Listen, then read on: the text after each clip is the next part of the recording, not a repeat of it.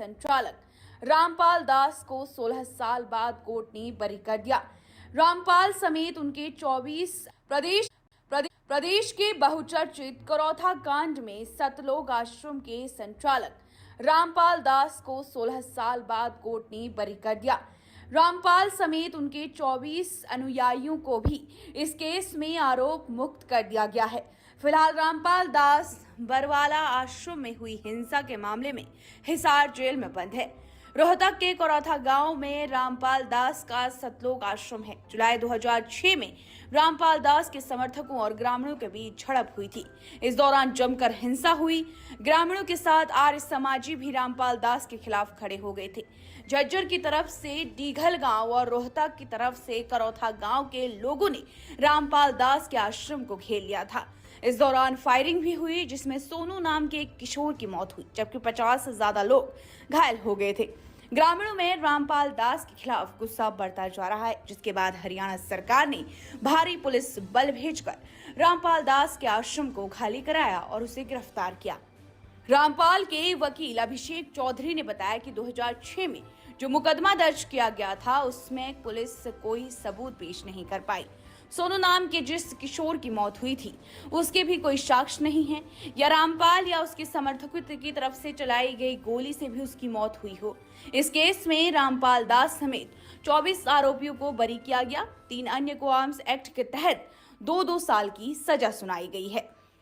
जो करौथा में 2006 में FIR नंबर 198 रामपाल और उनके अनुयायियों के खिलाफ 302 का मुकदमा जो दर्ज था, उस मुकदमे में आज फैसला आया है और रामपाल और उनके साथ बाकी 27 मुलजिम थे, जिनमें से 24 को बाइज्जत बरी कर दिया गया है। सारे सेक्शंस में से 3, एक है कृष्णकांत, एक सुनील और एक देवेंद्र, इन तीनों को आर्म्स एक्ट में गिल्टी हेल्ड किया है, जिनको 2-2 साल की सजा और 5,000 रुपये जुर्माना, जिसमें से देवेंद्र की 2 साल ऑलरेडी कस्टडी थी तो अंडरगॉन करके उसे छोड़ दिया गया है।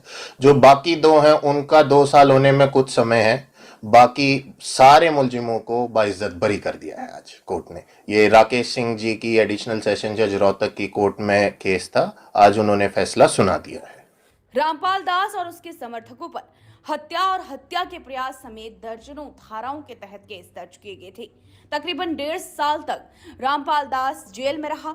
इसके बाद उन्हें इस मामले में जमानत मिल गई और उन्होंने करौथा से अपने आश्रम को हिसार के बरवाला में शिफ्ट कर लिया। रामपाल जब भी रोहतक कोर्ट में पेशी के लिए आते हैं तो उनके समर्थक भारी संख्या में इकट्ठा हो जाते हैं, जिसके बाद हिसार कोर्ट से ही वीडियो कॉन्फ्रेंसिंग के जरिए उनकी पेशी होने लगी है।